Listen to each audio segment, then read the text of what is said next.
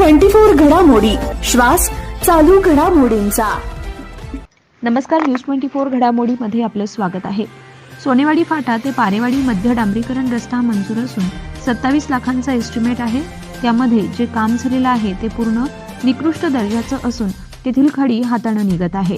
डांबरीकरण मारून सुद्धा काम व्यवस्थित झालेलं नाही। यामध्ये सरकारी अधिकारी यांचं कामाकडे लक्ष नसून ठेकेदार हा मनमानी कारभार करत आहे।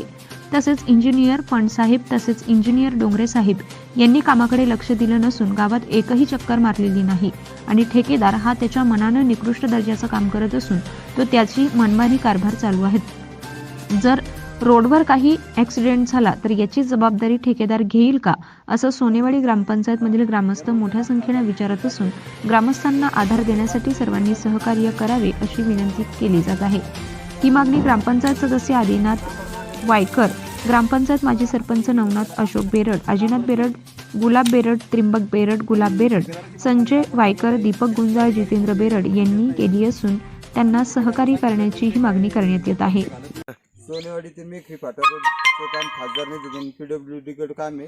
त्या कामात तो रस्ता चालू आहे। रस्त्याचं एकदम बेकार काम चालू आहे। रस्ता असा आहे ना, लगेच उखडतोय, डांबर नाही, त्याच्यावर डांबर नाही, काय नाही, आणि लोकांचे पडते तिथे ॲक्सिडेंट होते लोकांचे।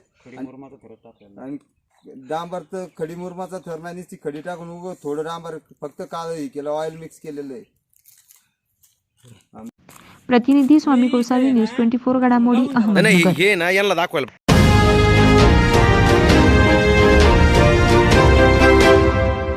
न्यूज 24 घडामोडी, श्वास चालू घडामोडींचा।